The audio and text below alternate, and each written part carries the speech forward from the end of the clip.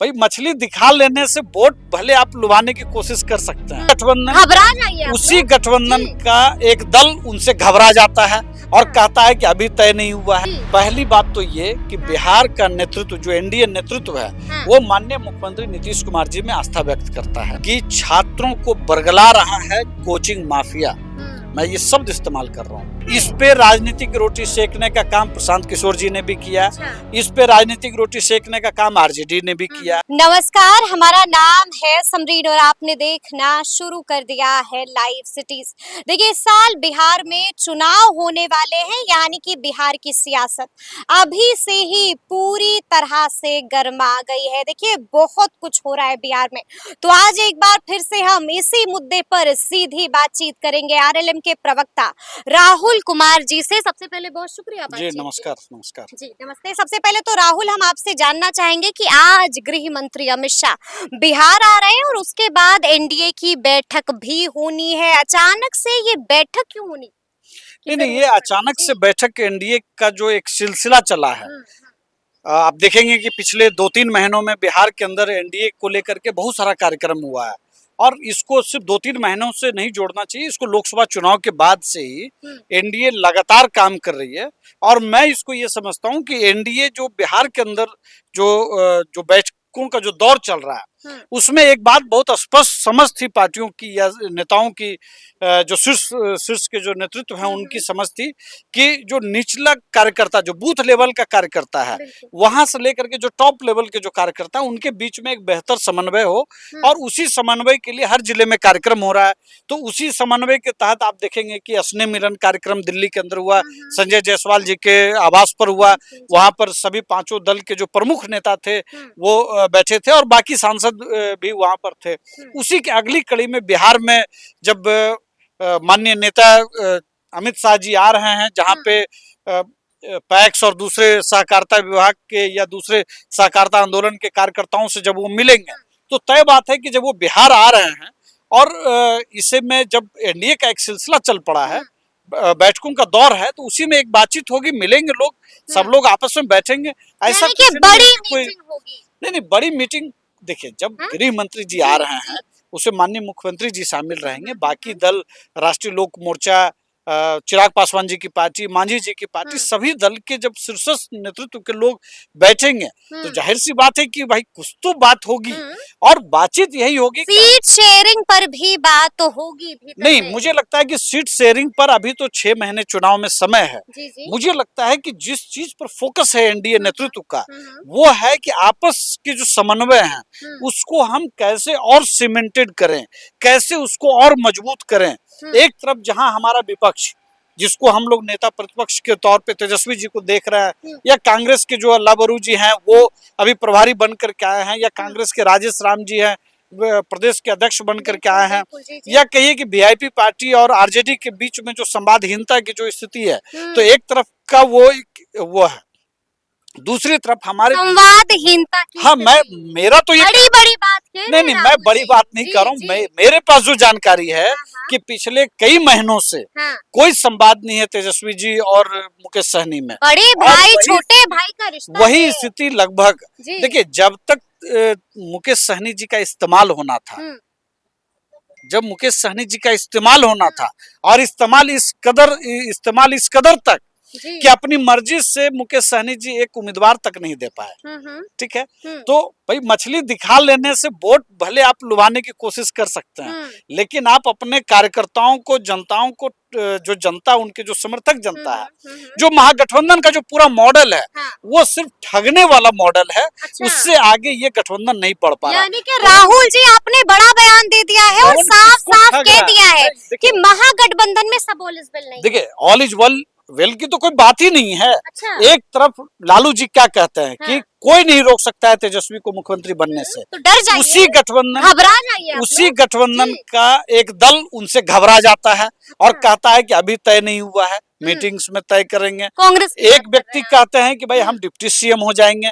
तो आप देखेंगे कि आप कह रहे हैं एनडीए घबरा जाए, महागठबंधन में घबराहट है उनके नाम से, और इसी वजह से प्रदेश अध्यक्ष बदलना पड़ा, क्योंकि वो उनके साथ कुछ कदम ताल कर रहे थे।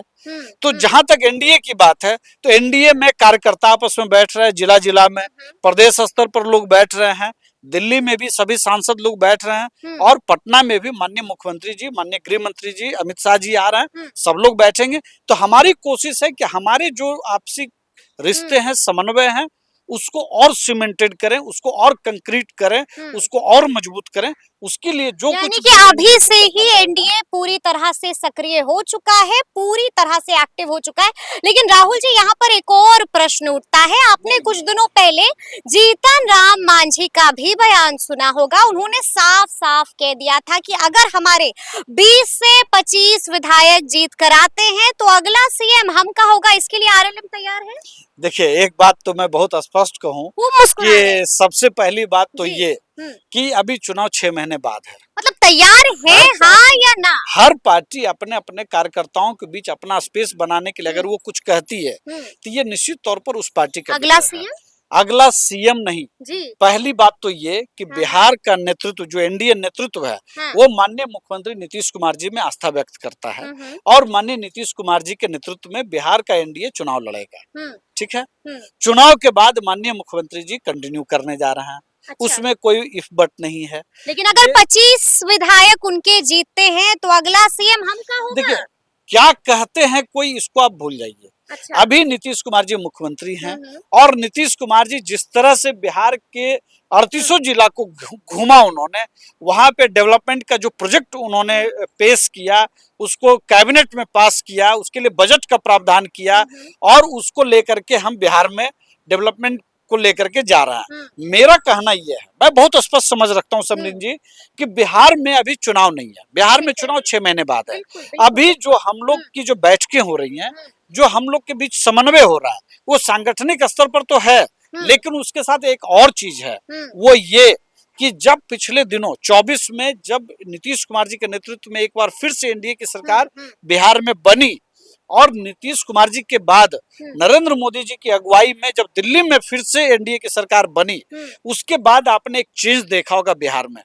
चेंज क्या था कि आज चाहे वो मांझी जी का क्षेत्र हो, चाहे वो उपेंद्र कुशवाहा जी का प्रभाव का क्षेत्र हो, चाहे वो नीतीश कुमार जी के प्रभाव का क्षेत्र हो, चाहे वो पूरे बिहार की बात आप करिए, चाहे मेडिकल के क्षेत्र में, इंफ्रास्ट्रक्चर के क्षेत्र में, चाहे वो इंडस्ट्रियल कॉरिडोर की बात हो, चाहे चिराग पासवान जी के मंत्रालयों की बात मैं करूं, आप तमाम क्षेत्रों में देखेंगे कि एक से एक प्रोजेक्ट बिहार के अंदर आ रहा है। अब एक डेवलपमेंट, क्योंकि चुनाव है बिहार में, सिर्फ चुनाव आज है ना, 6 महीने बाद है ना। हाँ, तो चुनाव है ना, नहीं, सुनिए ना, पिछले साल 24 में जब 60,000 करोड़ के आसपास बिहार को अलग से जब देने की बात हुई, तो यही पार्टियां जो कांग्रेस और आरजेडी हैं, उन्होंने क्या कहा? कांग्रेस ने तो बहुत घोषित तौर पर कहा कि ये बिहार का बजट है।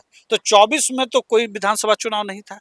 इसका मतलब जब चुनाव 1 साल बाद होगा तो उस बजट को बिहार का बजट कहा जाएगा। भाई, पहली बार बिहार को उसका ड्यू मिल रहा है, उसका बकाया मिल रहा है। चलिए ठीक है, लेकिन राहुल जी, हम आपसे ये भी समझना चाहेंगे कि क्या जीतन राम मांझी के बयान के बाद से एनडीए में इधर उधर हो रहा है? एनडीए में तो सब ठीक है उनके बयान के बाद ही, उनके बयान के बाद ही संजय जायसवाल जी के आवास पर स्नेह मिलन कार्यक्रम हुआ, बहुत शानदार मिलन हुआ, कहीं कोई बट नहीं है। वहाँ हमारे नेता ने कोई लेकिन किंतु हमारे नेता ने वहाँ बहुत स्पष्ट तौर पर कहा, कोई नाराजगी नहीं है। भाई, हमारे नेता ने जो कहा मैं वो बता रहा हूँ कि सब कुछ तय हो चुका है। अच्छा, तो उसमें कहीं कोई सीटें भी तय हो चुकी हैं। देखिए, सीटों को लेकर के कोई भी बातचीत के लिए अभी 9 महीने का समय, मतलब 7-8 महीने का समय है। मुझे लगता है कि कुछ न कुछ तय हो जाएगा अगले कुछ महीनों में। अगले महीने तक कुछ ना कुछ तय कुछ महीनों में, मैं कह रहा हूँ अगले महीने नहीं, अगले कुछ महीनों में। लेकिन कोई बात को लेकर के कोई बयान आता है, अगर हम कोई भाषण में अगर हम कह रहे हैं, आचार कार्यकर्ता ने कह दिया है कि हमारा नेता कैसा हो, हमारा मुख्यमंत्री कैसा हो, तो आप उसको चलाने लगते हैं कि भाई मुख्यमंत्री की डिमांड हो गई। यहाँ नीतीश कुमार जी के नेतृत्व में चुनाव लड़ रही है एनडीए। नीतीश कुमार जी की सीट की कोई वैकेंसी नहीं है, तो एनडीए मजबूत है, मजबूत इंटैक्ट है। लेकिन नीतीश कुमार राहुल जी, समाज का खबर नेतृत्व है। खबर आपके कानों तक भी पहुंची होगी, खबर आप भी जानते होंगे कि पवन सिंह ने भी ऐलान कर दिया है कि विधानसभा चुनाव हम लड़ेंगे। तो आप इस पर क्या प्रतिक्रिया है आरएलएम? देखिए, पवन सिंह चुनाव लड़ेंगे। वही पवन सिंह जिन्होंने लोकतंत्र में हराया था। लोकतंत्र में सभी को अधिकार है चुनाव लड़ने हाँ, का। हाँ। और अभी इस पर हम कोई प्रतिक्रिया इसलिए नहीं देना चाहेंगे। चुनाव पहले भी उन्होंने लड़ा, चुनाव आगे भी लड़ेंगे, ठीक है। हमारे लिए ये कोई विषय नहीं है। जो विषय था एनडीए के लिए था, ठीक वो है। उस विषय पे पहले ही बातचीत एनडीए में हो चुकी है। हम्म। पवन सिंह कोई मैटर नहीं करते हमारे लिए। चुनाव है, कोई किसी को नहीं रोक सकता। उनकी पत्नी है ज्योति सिंह, कुछ वक्त पहले बीजेपी के दफ्तर में भी गई थी। देखिए, कोई व्यक्ति कहीं जाते हैं, हाँ। इससे कोई फर्क नहीं पड़ता है। सवाल है एनडीए का। एनडीए इंटैक्ट है। एनडीए का जो 243 सीटों पे उम्मीदवार होगा, वही हमारा भी उम्मीदवार होगा। अगर जदयू के सिंबल पर कोई व्यक्ति उम्मीदवार होगा, कोई बीजेपी के सिंबल पर उम्मीदवार होगा, कौन होगा ये विषय नहीं है। विषय ये है कि वो एनडीए का उम्मीदवार है, वही राष्ट्रीय लोक मोर्चा के लिए भी उम्मीदवार होगा। इसलिए अभी ये कहना, और मुझे लगता है कि कोई व्यक्ति को हाइप क्रिएट करके बताना वो चुनाव लड़ने जा रहे हैं। अरे भाई, कोई एक परिस्थिति में साजिश हुई, कोई एक परिस्थिति बनी, एनडीए ने उस चीज को समझा है और उसी के लिए तो जो चीजें चल रही हैं पिछले 6-8 महीनों से, मुझे लगता है कि उसी को सीमेंटेड किया जा रहा है कि जो कुछ भी कमी रह गई, और उसका परिणाम भी आया ना। 4 विधानसभा का जो उपचुनाव हुआ, बेलागंज हो, तरारी हो या रामगढ़ हो, ये अकल्पनीय सीटें थी एनडीए के लिए पिछले कई वर्षों से। और जब मजबूती से हमारे नेता और एनडीए के तमाम लोग लगे तो रिजल्ट हुआ। तो इसलिए धुआं कर दिया एनडीए ने। लेकिन अंतिम सवाल है मेरा आपसे राहुल जी, बीपीएससी को लेकर के हाई कोर्ट का फैसला भी आ गया है, लेकिन एक बार फिर से अभ्यर्थी कह रहे हैं कि हम रुकेंगे नहीं, लड़ाई और भी ज्यादा आगे जाएगी, आंदोलन एक बार फिर से समरीन जी, आपको याद होगा जी, मैंने बहुत साफ शब्दों में आपसे बातचीत में कहा था, आपके मंच पर मैंने कहा था कि छात्रों को बरगला रहा है कोचिंग माफिया। मैं ये शब्द इस्तेमाल कर रहा हूँ, दोहरा भी रहे हैं, मैं दोहरा रहा हूँ, जी। ठीक है। बच्चों को बरगलाने की जगह उनको सही रास्ता दिखाने का काम करना चाहिए। जो 36 पॉइंट में जो हाईकोर्ट ने फैसला दिया है, वो बहुत स्पष्ट है कि जो कोचिंग संस्थानों की जो भूमिका है वो बहुत ही संदेहास्पद है। उनका काम है पढ़ाना, सरकार का काम है स्वच्छ तरीके से। लेकिन अभ्यर्थी कह रहे हैं कि इससे बड़ा आंदोलन हम करेंगे। देखिए, कौन क्या कह रहा है मैं इस पे नहीं जाऊंगा, लेकिन इस पे आप भी युवा हैं, वो भी युवा हैं। इस पे राजनीतिक रोटी सेकने का काम प्रशांत किशोर जी ने भी किया। इस पे राजनीतिक रोटी सेकने का काम आरजेडी ने भी किया। इस पे तमाम कोचिंग संस्थानों ने भी किया। मैं किसी का नाम नहीं ले रहा हूँ, लेकिन तमाम संस्थानों ने किया। और मैंने तब भी कहा था कि कोर्ट का फैसला आएगा और दूध का दूध पानी का पानी हो जाएगा, और वो फैसला बहुत ही न्यायोचित है, उचित है। बाकी सुप्रीम कोर्ट है, एक बार वहां भी जाके आजमा लीजिए। लेकिन मैं आपके माध्यम से फिर मैं कह रहा हूँ कि भ्रम में मत रखिए छात्रों को।